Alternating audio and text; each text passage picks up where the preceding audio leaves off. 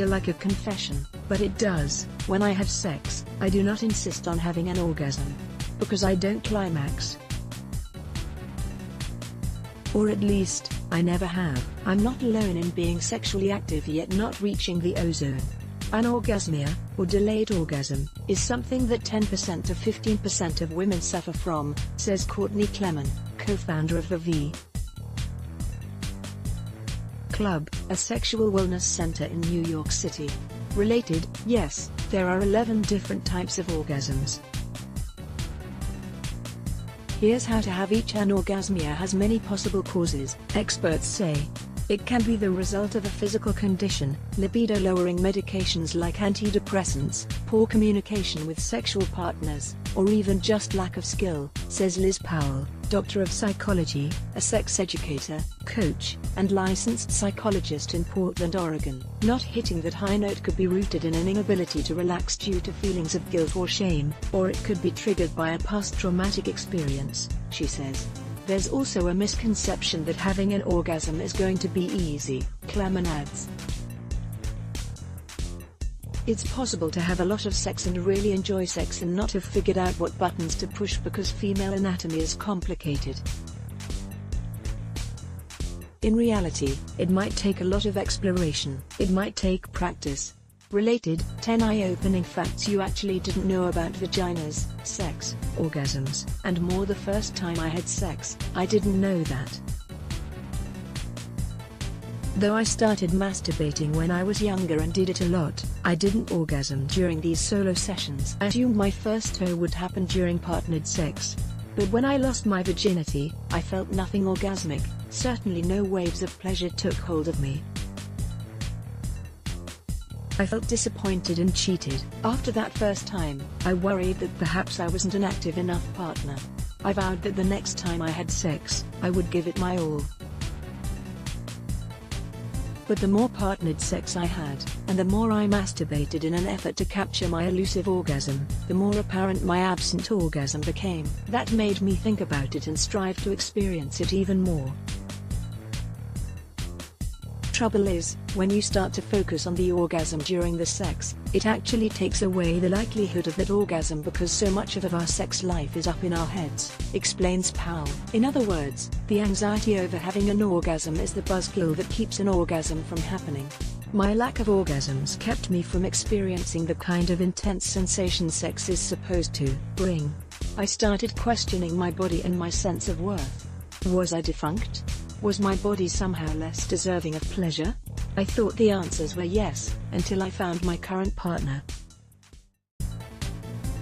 Related, why having more quickies will improve your sex life. My partner is different from many other I've had, older, tattooed, a confident, muscled beauty with a voice like cigarettes and honey.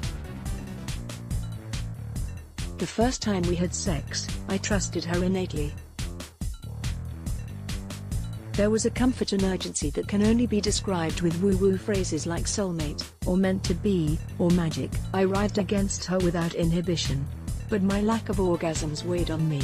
So I confessed to her that I'd never climaxed before, ever. Instead of making it an issue, as past partners had, she made it clear that she didn't need me to have an orgasm. She gave me permission to experience sex without orgasm being the goal. This was exactly what I needed. When you take orgasms off the table, it can reveal a lot of things about pleasure, says Powell. Making orgasm the sole focus of sex creates pressure for everyone involved, she adds. One partner feels pressured to make an orgasm happen, and the other feels inadequate if, for whatever reason, that Big Bang fails to show. Related, 5 things your vagina can tell you about your health. The sex we have is amazing because of the level of pleasure we both feel. And it turns out that during our first week together, my partner didn't achieve an O either. When we talked about it later, she said, I didn't know how incredible sex could be without either one of us having an orgasm, without that end goal. I love my sex life because there is room for both of us to ask for what we want. Because we communicate, we're able to explore and expand what sex can feel like. Expanding your idea of what it means to enjoy sex and how you define sex can help, says Powell. Cuddling can be sex, mutual masturbation can be sex. Sex can mean so many different things. In a study published in the Archives of Sexual Behavior, researchers asked nearly 3,000 women how often they had an orgasm, how frequently they engaged in sexual activity, and what types of bedroom activity they'd recently enjoyed. The researchers found that women who participated in more than penis and vagina sex were more likely to orgasm. In other words, enlarging your definition of sex and not limiting it to penetration was shown to bring on the os. Related, the 5 best positions for couch sex. Maybe I'll lose my orgasm virginity to my partner as we continue expanding our definition of sex. Maybe I'll lose it to myself as she watches, or maybe I'll never climax. Whatever happens, I'm full of lust for my current partner, who showed me the benefit of moving away from goal-oriented sex and allowing me to experience sensations that devours me. The sex is not about her or my ability to orgasm. The sex is entirely about the intense pleasure we let take hold of us.